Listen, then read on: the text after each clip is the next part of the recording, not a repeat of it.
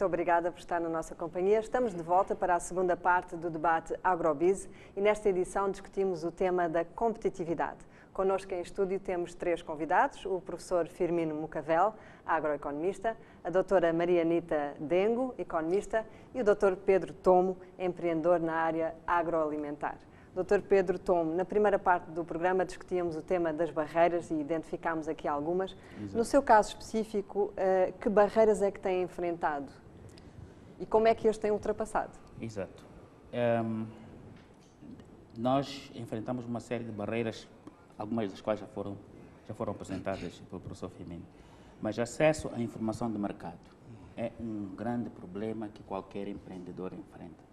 Informação de mercado de insumos, fatores de produção, informação de mercado sobre onde eu colocar o produto, seja dentro do país, fora do país, quais são as oportunidades que os empreendedores podem explorar, quais são os produtos que são necessários aonde, a que preços, quais são os requisitos legais que são exigidos para que os produtos XYZ possam ser colocados nesses mercados. E para um pequeno empreendedor é muito difícil, é muito custoso, sem acesso a financiamento, é custoso andar a visitar todas as feiras internacionais para ver o que é que nós podemos vender. Portanto, às vezes eu me pergunto se isto não podia eventualmente ser um dos produtos que o IPEX, por exemplo, nos podia apresentar, ter um link, ou um setor ou no seu site, onde a gente vai buscar essa informação. Acesso à informação, ao conhecimento técnico. Se a pessoa não é autodidata, dificilmente consegue ter onde vai aprender em Moçambique a produzir um vinho, a produzir, a fazer o aproveitamento daqueles recursos que nós vemos. Quando chega a época da fruticultura, mais de 50% da fruta a apodrecer, quando podia perfeitamente a iniciativa privada entrar nisso.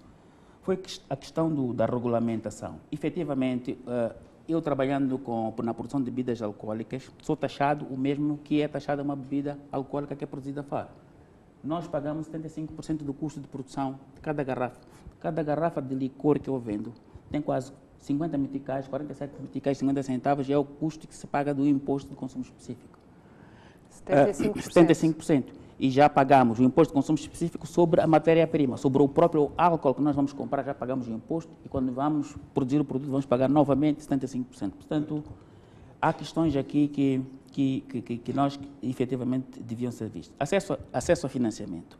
Acesso ao financiamento é uma parte que tem a ver com a desorganização das empresas e nós, quando percebemos isso, decidimos ir pela contabilidade organizada para podermos portanto, termos acesso a financiamento. Mas, apesar disso, a banca ainda continua um pouco avessa às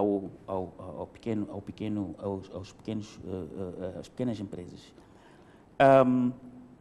Quando falamos de acesso a financiamento, nós referimos-nos a financiamento que seria para colmatar déficits de tesouraria. O que é que se passa conosco e acontece com muitas empresas? É que nós pagamos todos os fatores de produção à cabeça. Temos que pagar 100%, porque uma pequena empresa que vai comprar pequenas quantidades de insumos dificilmente consegue estabelecer contratos de fornecimento a crédito. Portanto, nós temos que pagar todos os fatores de produção a 100% e qualquer dos nossos revendedores nos leva à produção por consignação, entre 60 a 90 dias. Portanto, nós ficamos 60 a 90 dias a financiar, não é, os nossos revendedores e não conseguimos gerar fluxos de caixa que nos permitam ter credibilidade perante a banca. Podíamos ilustrar uma série de outras barreiras, mas iria me concentrar nestas. Obrigada. Doutora Marianita, falámos de barreiras, mas há naturalmente também algumas vantagens ou componentes favoráveis ao desenvolvimento da agricultura. Por exemplo, quando se fala do tema do transporte e dos custos de logística, é certo que são altos, mas, por exemplo, um produtor em Moçambique tem vantagens, por exemplo, em relação a um produtor que esteja no Zimbábue ou no Malawi, é ou não é? Especialmente olhando para os mercados asiáticos que são tão estratégicos. Infelizmente, também não poderei dizer que sim, porque os custos de transporte, os custos da logística, os custos da facilitação do comércio em Moçambique também são altos. Então, se temos um produtor, por exemplo, não sei onde é que está baseado o senhor Toma, se está baseado aqui no Sul, quais seriam as barreiras que ele teria e quais custos de transporte ele teria que enfrentar para poder colocar o produto dele em Nampula, na cidade de Nampula, para poder expandir só no mercado doméstico, pensar em Nampula, pensar em Pemba. Os custos de transporte, pelo estudo que nós fizemos, são extremamente altos.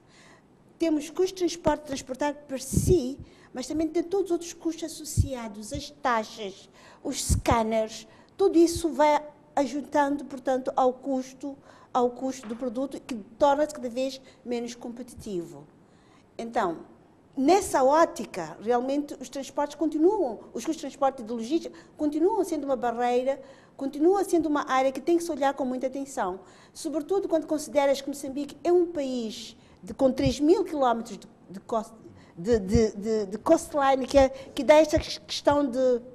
É um país longo, Então, uma produção aqui no Sul tem que se confinar, talvez, aos mercados do Sul e da região, até que a questão do transporte e da logística seja resolvida. Existe uma espécie de uma barreira para importar, por exemplo, para Beira importar produtos de Maputo ou Nampula importar produtos de Maputo, devido aos custos de transportes. Portanto, infelizmente, nessa ótica, ainda temos que resolver esse problema. Agora, sim, se esse problema é resolvido, se o problema das infraestruturas de transporte é resolvido, se as diferentes taxas e os scanners e outras taxas que existem para realizar-se o comércio também são relativamente resolvidas, aí sim podemos dizer que os mercados vão se aproximar. E então poderemos também já pensar numa competitividade maior, porque quanto maiores forem os mercados, maior a produção em escala, a chance de seres mais competitivo é muito maior. Eu gostaria de responder a mesma pergunta, mas subdividindo em 4 partes. Subdividindo na cadeia de produção, processamento, transportes e armazenamento. Quanto à cadeia de produção, nós temos vantagem econômica comparativa. Nessas culturas todas que disseram, temos os melhores solos da região. Temos o melhor clima.